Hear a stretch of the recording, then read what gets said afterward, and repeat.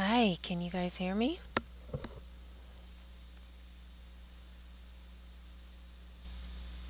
Hi. All right, we are about to get started here in a second.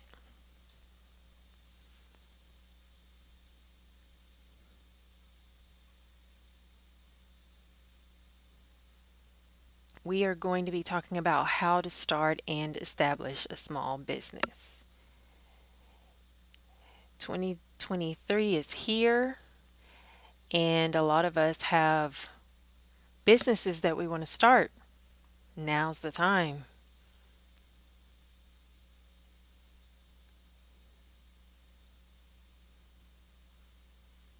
So, yeah, we're going to get into it today.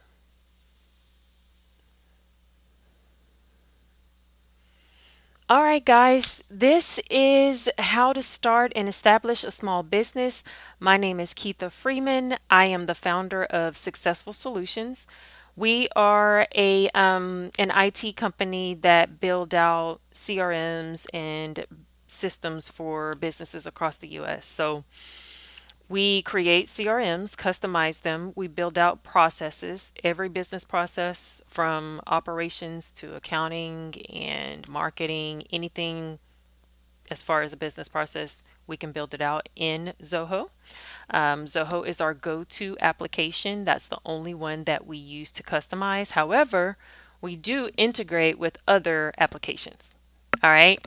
So I'm excited because I know a lot of you want to start a new business this year, and there are a lot of opportunities right now. So now is really a good time for you to do that. We have a learning academy called Successful Learning. And so we have a guide on there that is called How to Start and Establish a Small Business. This live is just to kind of cover the basis, but if you want to go into more detail, if you want a guide to actually guide you through every single part of the process, then that's where you want to be. And that will be on learn.successfulsolutions.com. You'll see it at the bottom of the screen and you'll see it throughout the presentation as well. Okay, the first lesson in that guide is about the business name and entity. You want to make sure that you are choosing a business name that is not high risk or risky. Some of them are. If they use terms like real estate or money or credit, those are deemed as high risk. So you want to be really careful when you name your business. If you look up the NAICS codes that are available, there's also a list that is considered high risk. Take a look at that list. Make sure that the name that you want is not going to fall within those classifications. So that's what you want to look at. NAICS, whenever you go into the guide and start following through, you'll see the links so that you can choose your NAICS. You can see the risky names and or industries. And then also, that's when you want to actually choose your NAICS code based on your business. And then when we talk about an entity, we want to register the business. Registering your business is like getting your business license. You want it to be legal. In order for you to do business in your state, you need to register it. I'm in Texas, and so we have a fee, I think around, it depends on which entity you're doing, obviously, but for LLCs, which is the most common, I think it's around $300. An entity is important for you to do any and everything else. You can't open a bank account without it. You won't be able to establish business credit without it. You can't really do anything without it. So it's kind of the first step. Since there are different entities out there, you want to make sure that you look at the definition of each one. Okay. So when I say different entities, let's see, let me get my list here. We have sole proprietorship, which is one person, Not really the best one to go with because it doesn't protect you at all. There's partnership, limited liability company, which is LLC. You've got corps, which is you've got a C corp and an S corp. There's also a B corp, and then you have nonprofit. My suggestion is to do your research. As you go through the guide, it gives you a little breakdown. There's a chart there that will show you what each business structure is, the ownership, the liability, and then the taxes. It'll let you know if it's like if you're taxed like self-employment or if you're taxed differently. Make sure you do that. That is extremely important. This is kind of like the first step. Now, you're not going to register the business just yet. This is just you determining the business name and determining the entity that you'd like to use. All right, so when you get to lesson 2, this is on your business presence. All right, people need to know you're there. They need to know what you do, what problem you solve for them, and you need to make yourself well known. Now, that doesn't mean you have to go and spend a ton of money on marketing. This is just for you to establish your presence. Now, we're going to go into some ideas on branding and marketing later, but right now, we're trying to establish a presence. That means you need a domain name, all right, and website, okay? But the domain name is what you need to use for your company email. You should not be using Outlook, Gmail, and things like that for your business if you want it to be taken very seriously by lenders and anyone that may want to do business with you. Having your domain name or your company email address is crucial. All right. I cannot stress that enough. It's crucial. So you do want to set up your domain name. You do want to go ahead and set up your email address. That email address is going to be needed through the rest of the process. Everything you sign up for, everything you do, software that you use, you need to register with your company email address. All right. Then we also have the phone number. You need a business phone number. Okay. You don't want to use your personal phone number. That is a no-no. Using your personal phone number is not the best idea because when you're doing business, you want to answer your phone all of the time. If you're getting a lot of random numbers to your personal number, you're more than likely not to answer. If you're anything like me, I don't answer numbers I don't know. But if it's going to your business, then you'll know, okay, this is a business call. Keep them separate. Keep everything business from personal separate. That's my rule of thumb. All right, so you have your phone number now, okay? In the guide, there are some ideas, some companies that you can use in order to get your business number. It can be virtual. You can use your same phone. There's no need to get an additional phone. You just need a service with software that you can, download an app on your phone, and there you go. You have your business and your personal phone on one phone. Then you've got the virtual address. This is your business address, okay? Now, there's a difference between an address that is at like a UPS or a post office versus a virtual business address that is with an actual company in an actual building. You want a virtual address that is an actual building. There's a location. You can map it out, right? And it's not a public place like the post office. This is extremely important because once you start doing certain things like signing up with Google, it will not accept that as an address, and it's a headache. Actually, I don't think there's a way around it with Google. You can't get on Google so that your business can be found if you're not using a real address. So you want to go through and through the guide and look at the details on virtual addresses. They're not expensive. I think I have multiple, but I think they're less than $10 each, depending on what type of service you get. But you definitely want to do that. Now, that domain name slash email address, phone number, virtual address, you need all of that, the business address. in order to register. Okay. Now you're ready to register that entity or business structure that we talked about in the previous lesson. All right. Registering with your state.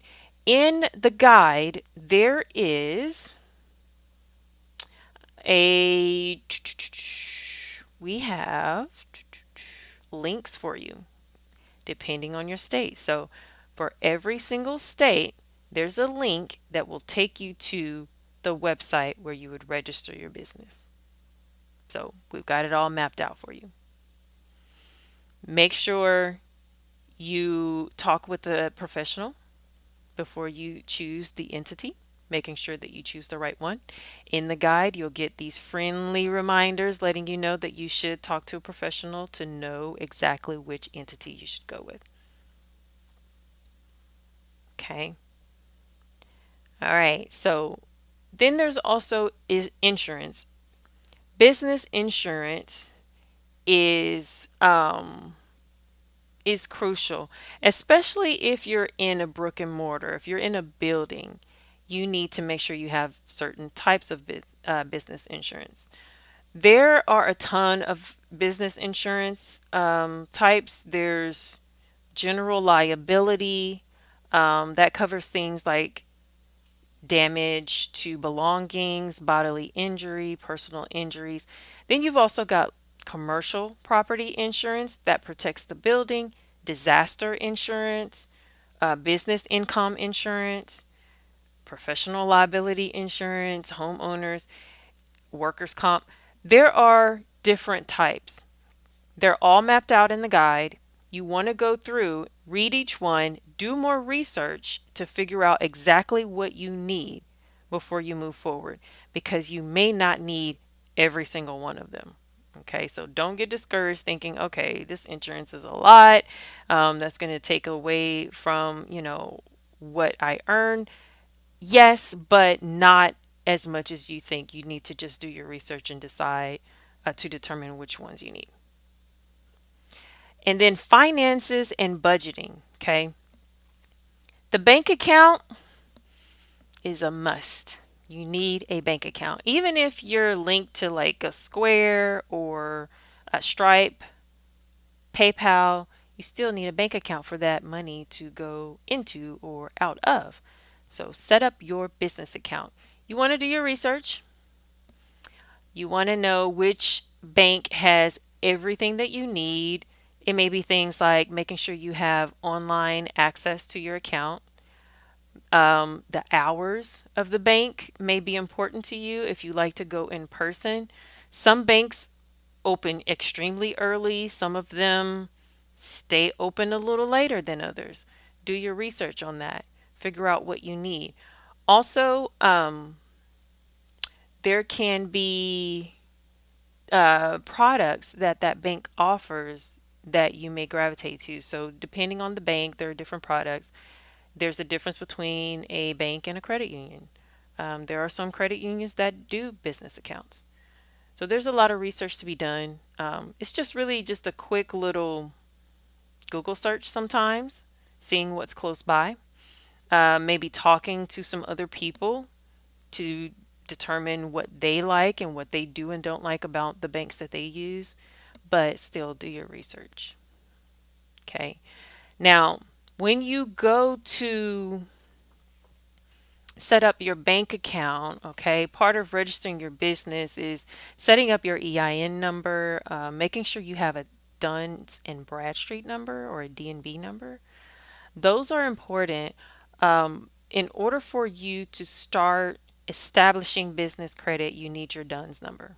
You should have your DUNS number. You want your EIN number, your employer identification number. Those are all things that you need for not just taxes, but taxes or business credit or pretty much anything else. Okay. Take those things with you when you open that bank account. You need all of that. You need your entity docs as well. And now, when we talk about budgeting, there's a book that I highly recommend, and you'll see it within the guide. and it's called Profit First. Some of you may have heard of it. It helps you structure your business, finances. And it encourages you to open different accounts for different things. And then there's a flow, right, for the money going from that income account to the others and the percentages that go to each one. I highly recommend it. I highly recommend it because everything stays organized. You're not scrambling when it's time to pay taxes. It forces you to pay yourself a profit. I mean, what's not to like about that? So, yeah, check out Profit First. There's a link inside the guide that will take you straight to it, I think, on Amazon. All right. Now, for lesson 4, we've got the virtual presence, all right? We had the business presence before, that's establishing your domain and phone number and address, but now we've got the virtual presence. This is where you are visible to the world online. Now, that includes being on Google. That could also be like a Yelp or Bing, things like that. You can also set up your business to be found locally on those other sites. But being discoverable on the internet is what we mean by virtual presence. Now, a website is important because it's like your storefront. So even if you have an actual location, you still need a website. If you don't have an actual location, you really need a website. Like that is your store, that is your business. Making sure that that website has a way for people to communicate with you, reach out to you, very clear on what you offer. Captivate them with the first part of the screen. You don't want the entire first part of the screen to be taken up by an image with no content. All right. Stand out. As you go through the guide, it'll give you some tips on what you can do as you design your website and some sites that you can use. So that'll be really handy. Zoho does have an application where you can build a website. It's like a drag and drop, really easy to use. It's called Zoho Sites. I think that's listed in there as well. And then we've got some pricing so you'll know how much each one of them cost. Now, some website builders require more money. It just depends. Some of them are all in one, like the hosting, the website, everything is all in one. But then you have something like WordPress where you kind of have to build it out and then you have to choose your hosting. And so it's not packaged together all of the time. I think they do have a way for it to be packaged depending on if you go through WordPress.com or maybe even GoDaddy. But yeah, just make sure you go through and look at all of the different choices. Okay, social media. Even if you do not plan on trying to become an influencer, it's not that you have to be that dedicated to social media for your business, but you do want to have some type of presence on social media. I wouldn't stress about it, you know, in the beginning stages. You just need to be there. It's almost like a business card now. That website, the social media pages, all of that works together as your business card or resume. All right. Having information about things that you've done in the past or customer testimonials, those are all great to have on your website and to post about sometimes on your social media. So you want to determine which social media platforms you need to use, and that will depend on different things. There's a chart inside of the guide that will tell you for each platform what it's best used for, the audience that's on that platform, the population that uses it, and then the interest or the stats, right? Um, Make sure you check that out. It's going to be really useful. I wouldn't try to be on every single social media page. I would pick a couple to begin with, but it just depends on you and it also depends on what your industry and what you're doing. So you want to create a social media profile for each platform that you choose to do. I would, and in the very beginning, when you search for a business name, you're actually going out and searching social media sites to see if the name has been taken. That's important. Once you find out if it's taken, you'll know if you can create a social media account on, each of the platforms with that same name, or have the same name across all of your social media platforms, if at all possible. So that's going to take you going out and taking a look beforehand. So that's something you're going to do in lesson one. Once you go through the guide, then you're going to create the profiles by the time you get to lesson four here. And then you want to create some templates. Now, we love using templates. Templates make it easier for us. We don't have to, try to be creative on our days when we don't feel as creative. We have templates, we pull one, we use it, we post or we schedule the post. You do want to use something that will schedule your post because it's going to save you a lot of time. Having to remember to go onto your social media platforms and schedule every day, once a day, or however many times a day or a week, that is cumbersome. It's going to make you not want to post on social media anymore.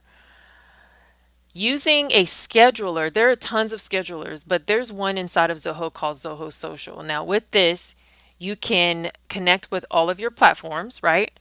And then after you do that, you can schedule. And when you schedule, it can go out on whatever date, time that you've set for on all of the platforms. But then not only that, you can comment. So if someone comment on a post, you can go into social and respond to every single comment on every single platform right there within Zoho Social. It has a way of looking at your audience's behaviors or the traffic, and you can allow it to schedule it at the best time that it feels is best for your audience. But not only that, but there's a way for you to, if you're using Facebook, you can pull those Facebook people who may comment or direct message your business into your CRM as a lead. So that's pretty cool. I wish they had that for all of the platforms, but right now I think it's just for like Facebook and Twitter. Now, before you start creating those templates for social media, there's going to be some other things that we go over next, which is branding, in order to establish your brand, your look, your feel, the colors, the style, all of that. You want to make sure your templates match your brand. So we're going to talk about that next. Branding is establishing your brand. That just simply means you want to show people, like, it's your business's voice. What are you saying? Telling the customer who you are and why. Now, it can be challenging to build a brand, but if you go through these steps that we have outlined in the guide, it can help you out a lot. Right? You want to establish that brand, you want to pick the logo colors, the fonts, the style, you want to have a mission statement. All right. That can be created into a brand board, which is what I like to call it, so that you can always refer back to it, so that your team can refer back to it. No one will forget the colors, the actual hex color codes, or RGB, I think it's called, color codes. All of that is established from the beginning. That is what your brand is. That mission statement, it will guide you on how you can create the mission statement. It doesn't have to be complex or complicated, but establishing your brand will include that. The company mission statement, your tagline. All right. A lot of companies have taglines like Nike, just do it. Or let's see, what's the other one? Allstate, you're in good hands.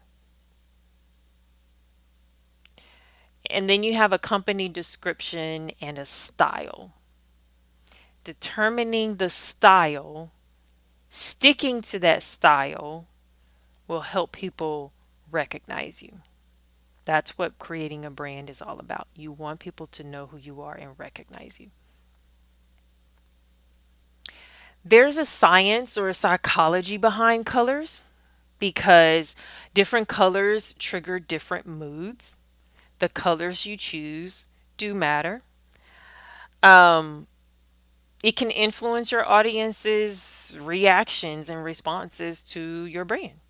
So you have to ask yourself, how do I want to make my customer feel? And then you want to start establishing that color scheme. As you go through the guide, it's going to talk about the different color meanings and moods with those colors and rules. Let me give you an example of a rule, okay? Um, let's see. You can use 60% of your design as the main color, 30% secondary color, and 10% your accent color. Those type of things. Not everyone just knows that, right? Go through the guide, make sure you choose your colors and your scheme based on rules, different types to consider, like monochromatic, complementary colors. Yeah. And it's not to overcomplicate it. Hopefully the guide is, it's actually simplified. It's just a matter of you walking through each step, basically. And then you've got your fonts. Now, the thing that I want to say is you want to make sure you're not using a ton of different fonts for your brand. Stick to what it is that you're doing. My brand board has, I think, three fonts on it, two to three. Yeah, three fonts. And so you want to stick to those three fonts as much as possible. Depending on where you're creating that content or whatever it is, that font may not be available. You can download your font, you can purchase fonts, you can upload them into different applications that you're using. I have uploaded fonts into Canva. Almost everything that we create, visually is in Canva. So I can use my fonts at any time. You can see the guide to get a link to places where you can get access to a ton of different fonts. You can buy them there, download them, and use them as much as you need to. There's also different classifications for fonts. Um, yeah, different typefaces. You want to pick fonts that go well together and match your brand. All right. And so it's all a matter of reading about the different typefaces and then seeing how they look together.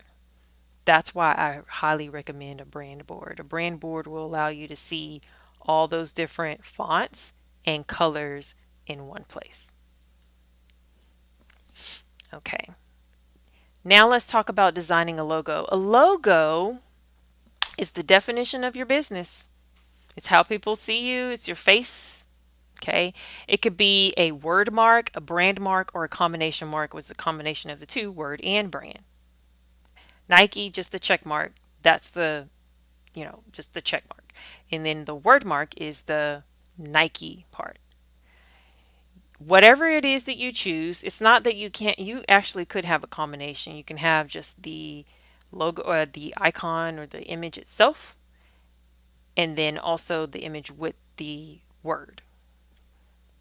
Um, so yeah, just kind of go through a lot of different logos that you see on a regular basis. Just kind of bring those to mind and go from there. And then also read about what each of these marks are and see some examples, because we do have some examples in the guide to help you out.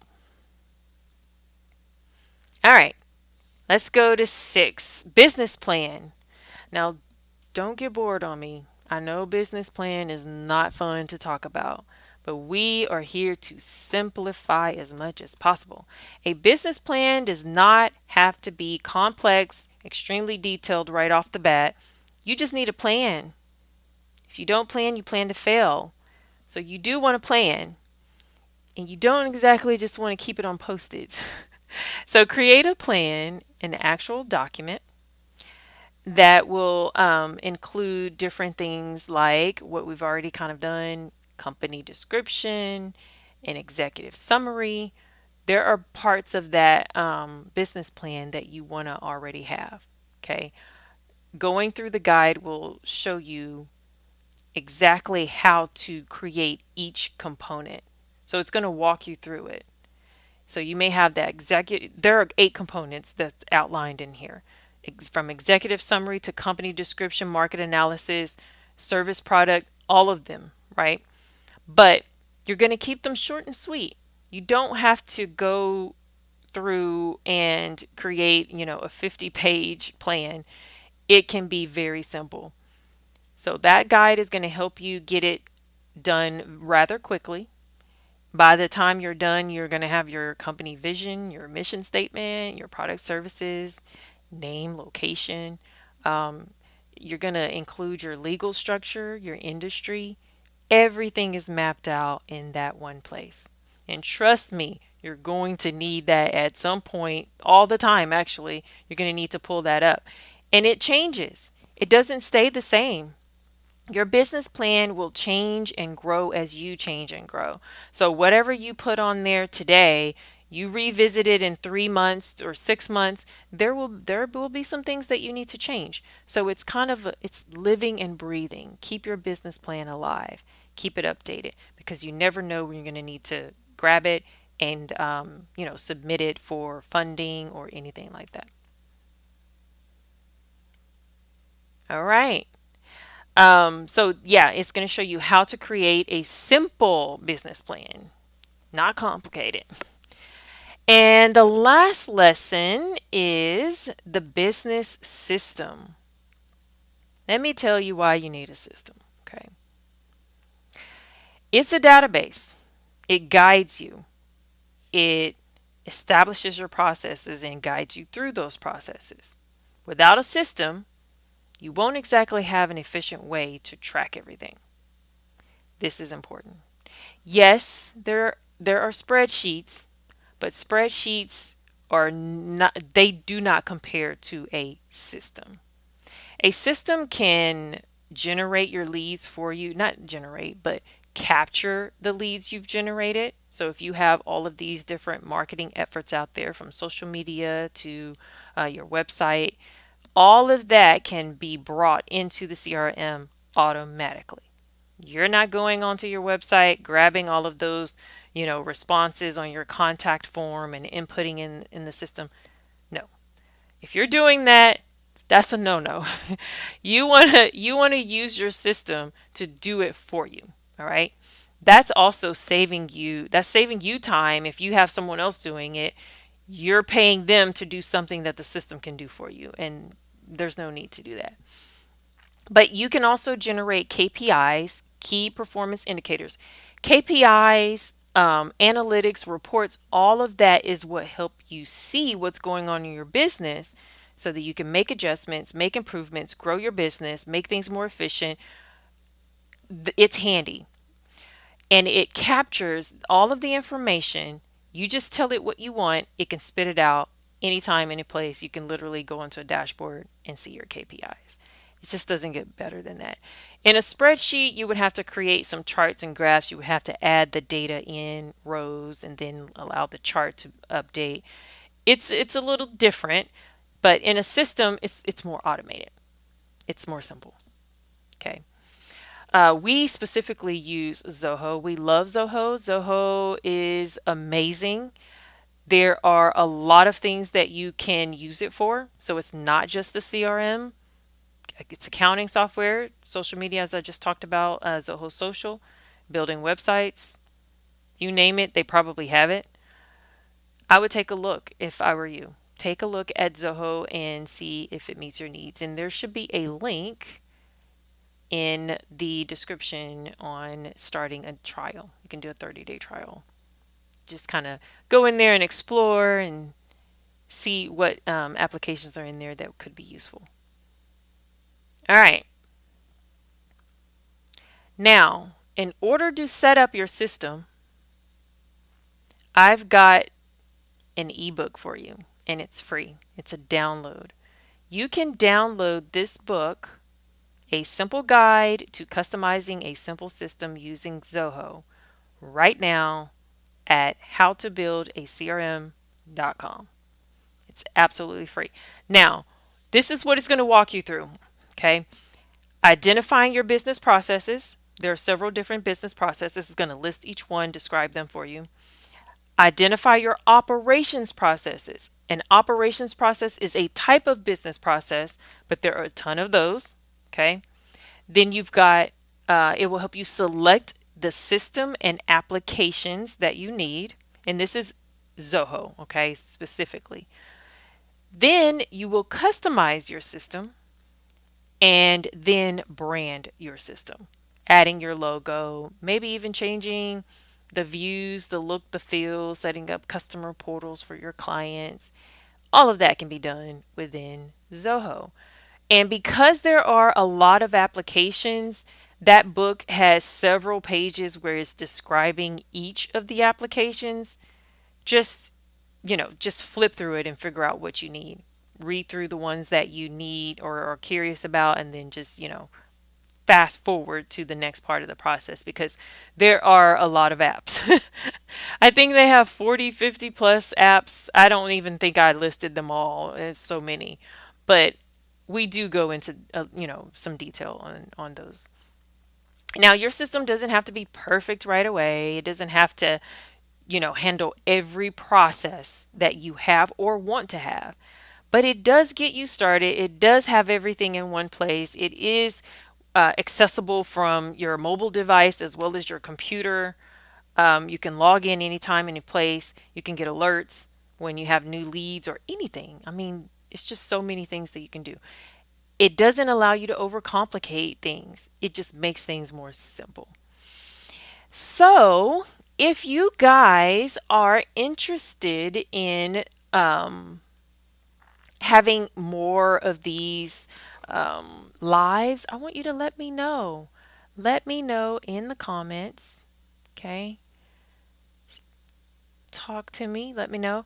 Um, I'm going to leave some links for you. If I haven't already, I'll add a link for the ebook as well as Successful Learning so that you can get to the both of those. But if not, you can always check out learn.successfulsolutions.com or howtobuildacrm.com for the book. It has been a pleasure, guys. I cannot wait to see what you guys do this year. If you haven't, join our Facebook group. Once you download this book, you will be invited to our Facebook group. We Let's get you in there. Let's start conversating. Throw out your ideas. I'm there. Lots of other business owners are there. Let's collaborate. All right. It's going to be helpful. Let's be a community that lift each other up and help each other out. And then bring the resources, right? All the resources that you have, you can share with others and they can share with you. So I'm excited about 2023. Let me know if there's anything I can do to help you. You can let me know within the Facebook group. You can also go to the website and send an email from the website. I'm here to help you. We are here to help you. So thank you all for joining. I appreciate your presence today, and until next time.